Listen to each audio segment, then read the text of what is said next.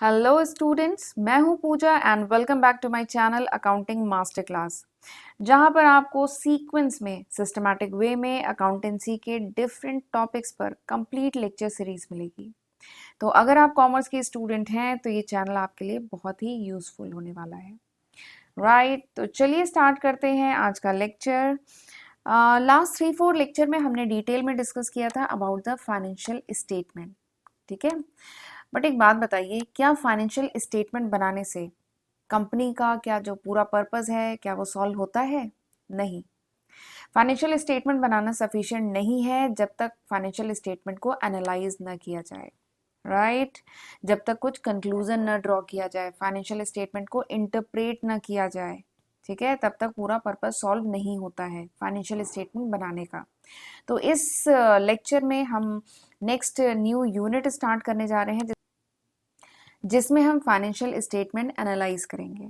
Right, तो चलिए फिर देखते हैं इस लेक्चर में हम कौन कौन से सब टॉपिक डिस्कस करने वाले हैं।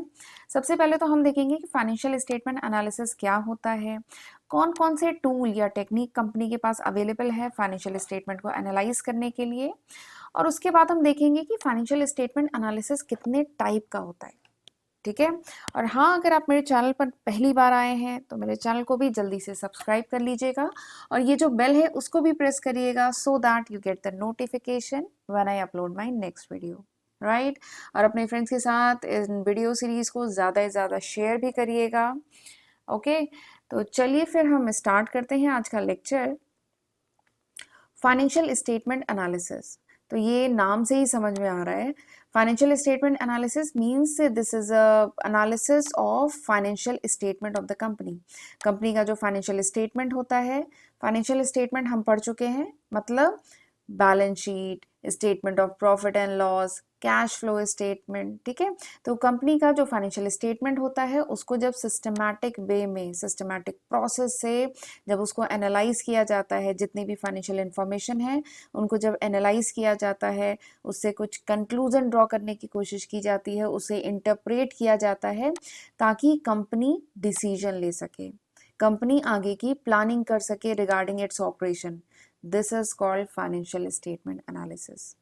ठीक है, फाइनेंशियल स्टेटमेंट एनालिसिस को दूसरे शब्दों में भी कह सकते हैं कि ये वो एनालिसिस है जिसमें हम स्टडी करते हैं relationship among the different financial figures. Balance sheet के जो डिफरेंट आइटम्स हैं, डिफरेंट फाइनेंशियल फिगर्स हैं, profit and statement of profit and loss के जो डिफरेंट फाइनेंशियल फिगर्स हैं, इनके बीच में रिलेशनशिप की स्टडी भी की जाती है फाइनेंशियल स्टेटमेंट एनालिसिस में। ठीक है, या एक और इसकी डिफिनीशन है, कह लीजिए, एक और शब्दों में हम इसको कह सकते हैं कि फाइनेंशियल स्टेटमेंट एनालिसिस से हम जो कॉम्प्लेक्स डेटा है, जो थोड़ा सा कंफ्यूजिंग कॉम्प्लेक्स डेटा है, जो शायद नॉन कॉमर्स पर्सन के लिए थोड़ा सा डिफिकल्ट हो अंडरस्टैंड करने में, उसको सिंपल टर्म में कन्वर्ट किया जाता है फाइनेंशियल स्टेटमेंट एनालिसिस से। ठीक है, तो फाइनेंशियल स्टेटमेंट एनालिसिस से जो कॉम्प्लेक्स डेटा है, जो डिफिकल्ट कंफ्यूजिंग डेटा है, उसको डिवाइड किया जाता है, ब्रोक डाउन किया जाता है सिंपल और वैल्यूएबल इंफॉर्मेशन में। ठीक है, सिंपल टर्म में उसको ब्रोक डाउन किया जाता है। तो ये काम भी हम करते हैं फाइनेंशियल स्टेटमेंट एनालिसिस में। ठीक है, तो समझ में आ गया, फाइनेंशियल स्टेटमेंट एनालिसिस मींस एक सिस्टमैटिक प्रोसेस है जिससे हम फाइनेंशियल स्टेटमेंट यानी बैलेंस शीट और स्टेटमेंट ऑफ पीएल अकाउंट के डिफरेंट आइटम को एनालाइज करते हैं। तो this is financial statement analysis. Right, तो चलिए आगे बढ़ते हैं, देखते हैं कौन कौन से टूल अवेलेबल हैं कंपनी के पास फाइनेंशियल स्टेटमेंट एनालाइज करने के। तो 6 टूल है वैसे अवेलेबल कंपनी के पास। चलिए देखते हैं पहला टूल क्या है। सबसे पहला टूल जो कंपनी के पास है दैट इज कंपैरेटिव स्टेटमेंट। सबसे पहला क्या है? कंपैरेटिव स्टेटमेंट, नाम से ही समझ में आ रहा है। अच्छा, एक चीज और है, कोई भी चीज आपको रटने की एकदम जरूरत नहीं है, चाहे अकाउंट्स हो चाहे कोई सब्जेक्ट हो, कहीं पे भी रट्टाफिकेशन मत लगाइएगा, वरना वो लॉन्ग टर्म में यूजफुल नहीं है। रटेंगे तो आज की चीज कल तक ही याद रहेगी, बट अगर उसे समझ लेंगे ना तो वो हमेशा के लिए हो जाएगा। तो देखिए यहाँ पे क्या है, कंपैरेटिव स्टेटमेंट, यानी नाम से ही समझ में आ रहा है कोई ऐसा स्टेटमेंट जिससे हम कुछ कंपेयर कर रहे हो। ठीक है, तो बस यही मतलब है इसका। कंपैरेटिव स्टेटमेंट क्या है? जिसमें हम balance sheet, statement of profit and loss, ठीक है, उसके जो डिफरेंट इंडिविजुअल आइटम्स हैं उनका कंपैरिजन करेंगे। ठीक है, कंपैरिजन कैसे करेंगे? दो या दो से ज़्यादा ईयर्स के जो फिगर्स हैं किसी भी कंपनी के, उनको साइड बाय साइड रखा जाएगा। ठीक है, और उनको कंपेयर किया जाता है इसमें कंपैरेटिव स्टेटमेंट में, राइट। तो कंपैरेटिव स्टेटमेंट जैसे इवन इस ये जो कंपैरेटिव स्टेटमेंट है, इस अभी मैं आपको केवल इतना ही बता रही हूँ। कंपैरेटिव स्टेटमेंट पे मेरा एक डिटेल में एक सेपरेट वीडियो है, आप वो ज़रूर चेकआउट करिएगा। यहाँ पे तो केवल मैं एक इंट्रोडक्शन पार्ट बता रही हूँ कि कंपैरेटिव स्टेटमेंट में हम एक स्टेटमेंट बनाते हैं जिसमें हम डिफरेंट आइटम जो बैलेंस शीट और statement of profit and loss है उसके डिफरेंट आइटम को साइड बाई साइड रखते हैं, डिफरेंट ईयर्स के, दो या दो से ज़्यादा साल के डिफरेंट ईयर के जो फिगर है उनको साइड बाय साइड रख के फिर उनको कंपेयर किया जाता है, चाहे एब्सोल्यूट टर्म में चाहे परसेंटेज फॉर्म में उन्हें कंपेयर करते हैं। ठीक है, और उससे फिर कुछ इंटरप्रिटेशन ड्रॉ करते हैं। वैसे इस पे हमने न्यूमेरिकल भी किया है और डिटेल डिस्कशन किया है एक सेपरेट वीडियो में, डिस्क्रिप्शन में लिंक होगा, वहां से आप चेक करिएगा उसे। ठीक है, सेकंड जो टूल अवेलेबल है कंपनी के पास for financial statement analysis is common size statement. Common size statement इसमें भी एकदम सेम वैसे ही होता है कंपैरेटिव फाइनेंशियल स्टेटमेंट की तरह। इसमें भी जो फाइनेंशियल स्टेटमेंट है उसके जो डिफरेंट आइटम्स हैं उनको साइड बाय साइड रख कर के कंपेयर किया जाता है। बस यहाँ पर डिफरेंस क्या होता है, यहाँ पे क्या होता है, एक कॉमन बेस लिया जाता है। ठीक है, यहाँ पे नाम क्या है, कॉमन साइज फाइनेंशियल स्टेटमेंट ना, कॉमन साइज स्टेटमेंट। तो इसका मतलब क्या है, यहाँ पे एक कॉमन बेस लिया जाता है। ठीक है, जैसे अगर मैं बैलेंस शीट की बात करूं, ठीक है, तो बैलेंस शीट में क्या होता है, टोटल मतलब एसेट साइड है, लाइबिलिटी साइड है। तो बैलेंस शीट में आप टोटल एसेट को कॉमन बेस ले सकते हैं। ठीक है, और उसको लिया जाएगा, उसको माना जाएगा इट इज 100, उसको 100 मान लिया जाएगा। और डिफरेंट जो एलिमेंट्स हैं बैलेंस शीट के, जो डिफरेंट आइटम्स हैं, उनको फिर इस कॉमन बेस के कंपेयर में रिकॉर्ड किया जाता है, राइट। जैसे अगर मैं statement of profit and loss की बात करूं तो वहां पे हमने पढ़ा था ना, रेवेन्यू फ्रॉम ऑपरेशन सबसे पहला आइटम होता था, रेवेन्यू फ्रॉम ऑपरेशन जिसे नेट सेल्स भी कहते थे। तो उसको बेस लिया जाएगा, उसे 100 माना जाएगा, और बाकी जितने आइटम्स होंगे ना उनको उसके कंपेयर में फिर रिकॉर्ड किया जाता है। वैसे यहाँ पे चलिए मैंने थोड़ा सा बता दिया है, हम कॉमन साइज स्टेटमेंट भी डिटेल में मेरा एक सेपरेट वीडियो है जहाँ पे मैंने न्यूमेरिकल भी किया है, एग्जाम्पल के साथ भी समझाया है, वो आप चेकआउट करिएगा। यहाँ पे केवल इंट्रोडक्शन पार्ट है। ओके, चलिए नेक्स्ट जो तीसरा टूल अवेलेबल है कंपनी के पास फाइनेंशियल स्टेटमेंट एनालिसिस का, वो है रेशियो एनालिसिस। ठीक है, नाम क्या है, रेशियो एनालिसिस। मींस यहाँ पे हम एनालाइज करते हैं फाइनेंशियल स्टेटमेंट के जो डिफरेंट आइटम्स हैं उनको एनालाइज करते हैं with the help of ratio. Ratio तो जानते हैं, मैथ्स में पढ़ा है ना, फ्रैक्शन फॉर्म में न्यूमरेटर डिनोमिनेटर। ठीक है, तो वैसे निकाल के रेशियो के फॉर्म में जब हम फाइनेंशियल स्टेटमेंट के डिफरेंट आइटम को एनालाइज करने की कोशिश करते हैं, उनके बीच में रिलेशनशिप की स्टडी करते हैं, तो उसे रेशियो एनालिसिस कहते हैं। तो रेशियो एनालिसिस क्या है, ये अर्थमेटिक एक्सप्रेशन होता है, आपने पढ़ा है मैथ्स में। रेशियो क्या है, अर्थमेटिक एक्सप्रेशन है जिससे हम रिलेशनशिप की स्टडी करते हैं, balance sheet statement of profit and loss के डिफरेंट कंपोनेंट के बीच में रिलेशनशिप निकालने की कोशिश करते हैं, और वहां से हम कंक्लूजन ड्रॉ करते हैं। ठीक है, जैसे रेशियो एनालिसिस पे भी मेरा एक सेपरेट वीडियो है, एक नहीं इवन इसको मैंने 4 से 5 वीडियोस में कवर किया है रेशियो एनालिसिस के टॉपिक को, जिसमें हमने डिटेल में पढ़ा है about profitability ratio, activity ratio, solvency ratio, current ratio, detail में डिस्कशन हुआ है, बहुत सारे न्यूमेरिकल किए हैं। तो आप वो वीडियो ज़रूर चेकआउट करिएगा। यहाँ पे केवल मैं इंट्रोडक्शन बता रही हूँ कि रेशियो एनालिसिस होता क्या है। ओके, तो चलिए आगे बढ़ते हैं। अगला जो टूल कंपनी के पास अवेलेबल है for financial statement analysis is cash flow statement. यहाँ पे भी आपको कोई रटने की जरूरत नहीं है। कैश फ्लो स्टेटमेंट मतलब this is a statement which shows the flow of cash. ये वो स्टेटमेंट होता है जिससे किसी पर्टिकुलर ड्यूरेशन में कंपनी में कितना कैश का फ्लो हुआ है, चाहे वो इनफ्लो हो चाहे आउटफ्लो हो। ठीक है, इनफ्लो मतलब कहाँ से पैसा आया है, sources from which cash is received, कहाँ से पैसा आया है। ठीक है, और आउटफ्लो मतलब कहाँ पे पैसा खर्चा हुआ है, कहाँ पे यूटिलाइज हुआ है। ठीक है, तो कैश फ्लो स्टेटमेंट एक ऐसा स्टेटमेंट है जिससे हमें पता चलता है कैश का इनफ्लो एंड कैश का आउटफ्लो ऑर्गेनाइजेशन में। ठीक है। अब ये जो कैश फ्लो है इसको 3 कैटेगरी में डिवाइड किया गया है, इसे क्लासीफाई किया गया है, ऑपरेटिंग एक्टिविटी, इन्वेस्टिंग एक्टिविटी और फाइनेंसिंग एक्टिविटी। ठीक है। वैसे कैश फ्लो स्टेटमेंट पे मेरा सेपरेट वीडियो है जिसे मैंने 2 से 3 लेक्चर्स में कवर किया है, आप वहां से चेकआउट करिएगा। यहाँ पे केवल मैंने ये बता दिया कि कैश फ्लो स्टेटमेंट होता क्या है। और कैश फ्लो स्टेटमेंट से हमें ये भी पता चलता है कि ऑर्गेनाइजेशन की कैश पोजीशन क्या है। ठीक है। और ऑर्गेनाइजेशन की कैश पोजीशन को आप कंपेयर कर सकते हैं एक ड्यूरेशन की दूसरे, एक पीरियड की दूसरे पीरियड से। ठीक है। तो this is cash flow statement. This is also one of the important tool of financial statement analysis. Financial statement analysis करने का ये भी एक इम्पॉर्टेंट टूल है। तो ये चौथा टूल था। आ जाइए 5वें टूल पे। 5th जो टूल है that is fund flow statement. जो 6th टूल है दैट इज ट्रेंड एनालिसिस। ये जो फंड फ्लो स्टेटमेंट है और ये जो ट्रेंड एनालिसिस है ये हम लोग डिटेल में बाद में डिस्कस करेंगे। क्यों? क्योंकि मैं अभी क्लास 12 का सिलेबस डिस्कस कर रही हूँ। क्लास 12 में फंड फ्लो स्टेटमेंट और ट्रेंड एनालिसिस नहीं है, फिलहाल अभी सिलेबस में नहीं है। अभी सिलेबस में कैश फ्लो स्टेटमेंट है, रेशियो एनालिसिस है, कंपैरेटिव फाइनेंशियल स्टेटमेंट है, कॉमन साइज फाइनेंशियल स्टेटमेंट है। तो अभी हम लोग डिटेल में वो टॉपिक डिस्कस करेंगे, इनको भी मैं कवर करूंगी बाद में, राइट। तो these are the 6 tools which are available to company for financial statement analysis. कौन कौन से टूल हैं चलिए एक बार रिवाइज करते हैं। सबसे पहला है कंपैरेटिव फाइनेंशियल स्टेटमेंट, दूसरा क्या है कॉमन साइज फाइनेंशियल स्टेटमेंट, तीसरा क्या है बताइए, तीसरा क्या है रेशियो एनालिसिस, चौथा क्या है कैश फ्लो स्टेटमेंट, पांचवा क्या है फंड फ्लो स्टेटमेंट, छठा क्या है ट्रेंड एनालिसिस। ठीक है।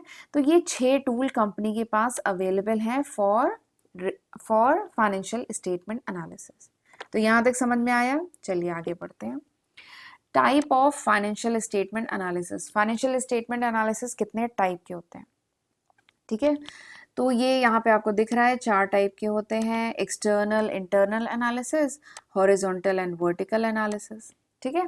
तो चलिए डिटेल में देखते हैं। एक्सटर्नल एनालिसिस, नाम से ही समझ में आ रहा है एक्सटर्नल मतलब आउटसाइड, कोई थर्ड पार्टी। ठीक है।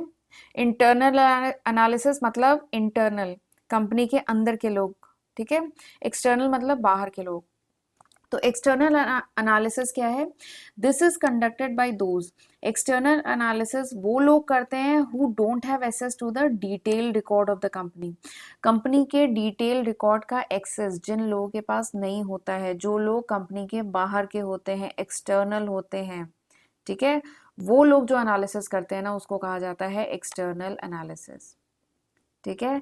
और ये जो लोग होते हैं ये लोग एनालिसिस किन रिकॉर्ड्स के बेसिस पे करते हैं? ये लोग एनालिसिस करते हैं ऑन द पब्लिश्ड अकाउंट, यानी वो इन्फॉर्मेशन जो पब्लिकली अवेलेबल है, वो इन्फॉर्मेशन जो कंपनी की वेबसाइट पे अवेलेबल है, या वो इन्फॉर्मेशन जो कंपनी ने पब्लिक के लिए विजिबल की हुई है, उस इन्फॉर्मेशन को यूज़ करके जो बाहर के लोग फाइनेंशियल स्टेटमेंट को एनालाइज करते हैं, ठीक है, तो उसको हम कहते हैं एक्सटर्नल एनालिसिस, राइट। जैसे कंपनी की वेबसाइट पे आपको कंपनी के फाइनेंशियल स्टेटमेंट मिल जाएंगे, बैलेंस शीट मिल जाएगी, statement of profit and loss मिल जाएगा। तो जो बाहर के लोग होते हैं जैसे इन्वेस्टर्स या क्रेडिट एजेंसीज यानी बैंक या फाइनेंशियल इंस्टीट्यूशंस या गवर्नमेंट एजेंसीज या जो रिसर्च कर रहे होते हैं, रिसर्च स्कॉलर, ये लोग वो इन्फॉर्मेशन जो पब्लिश्ड इन्फॉर्मेशन है उसको यूज करके कंपनी के बारे में एनालाइज करने की कोशिश करते हैं, तो वो होता है एक्सटर्नल एनालिसिस, राइट। जबकि इंटरनल एनालिसिस क्या है? नाम क्या है? इंटरनल यानी अंदर के लोग, यानी वो एनालिसिस जो कंपनी कंडक्ट करती है, कंपनी का मैनेजमेंट कंडक्ट करता है ताकि कंपनी की फाइनेंशियल पोजीशन का पता चल सके, कंपनी की ऑपरेशनल इफिशिएंसी का पता चल सके, तो उसे इंटरनल एनालिसिस कहते हैं। जो इंटरनल एनालिसिस होता है वो ज़्यादा डिटेल्ड होता है, ज़्यादा एक्यूरेट होता है और ज़्यादा एक्सटेंसिव, ज़्यादा वाइड होता है। क्यों?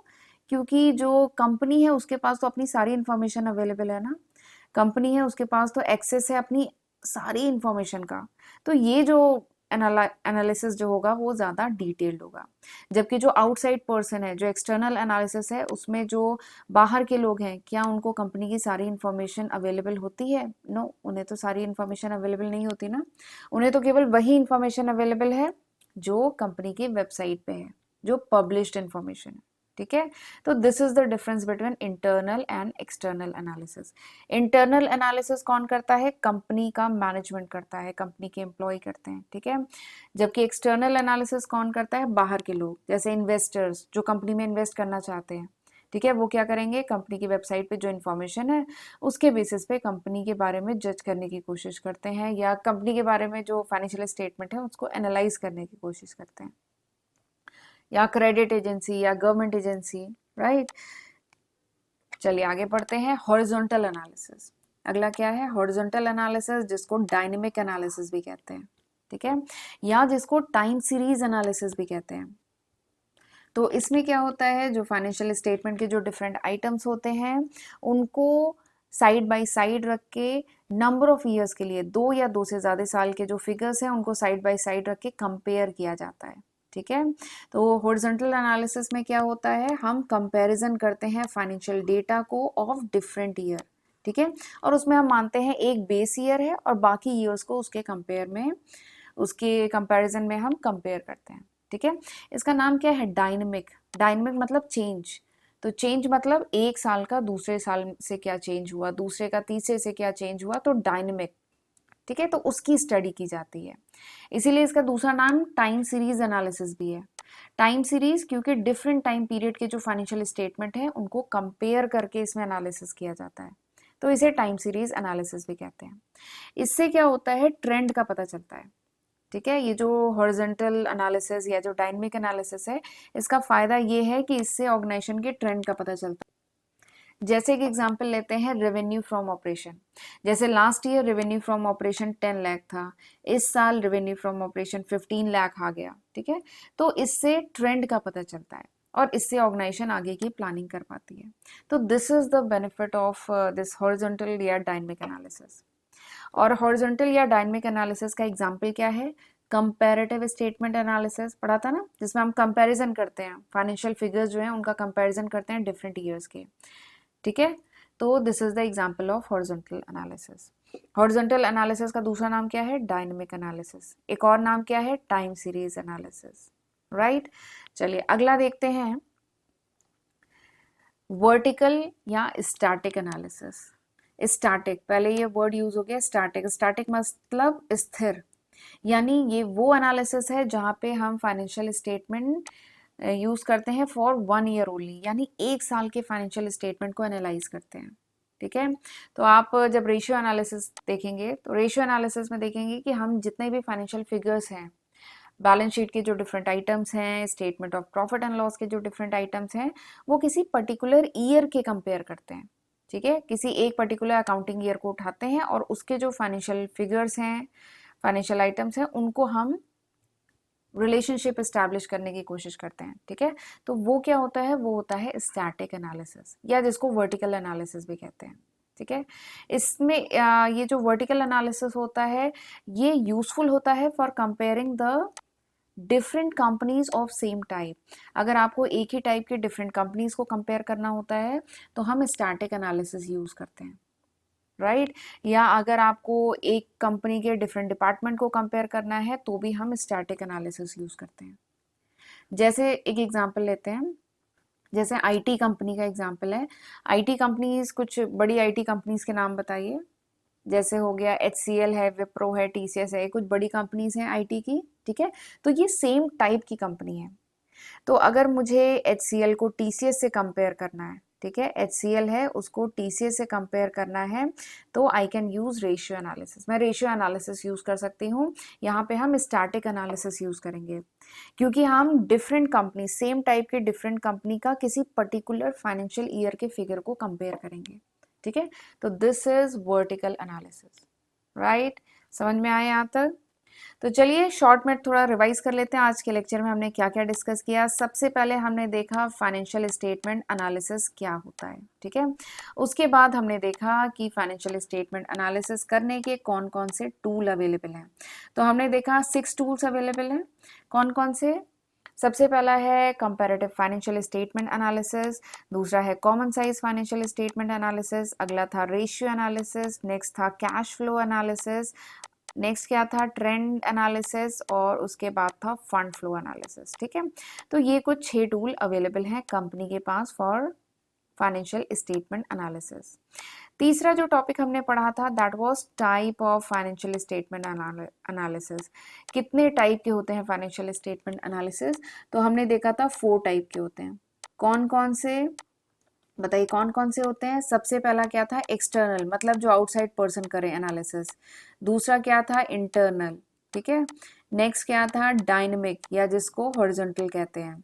अगला क्या था? स्टैटिक, ठीक है, जिसको वर्टिकल कहते हैं। तो these are the 4 type of financial statement analysis, ठीक है। होपफुली आपको ये सब समझ में आ गया होगा, ठीक है। तो चलिए अब यहीं पे हम लेक्चर को वाइंड अप करते हैं। So this was all about this lecture, thank you. ये लेक्चर अगर आपको पसंद आया तो इसको ज़्यादा से ज़्यादा शेयर करिएगा और लाइक का बटन ज़रूर प्रेस करिएगा। So thank you, have a good day, see you in next lecture, God bless you.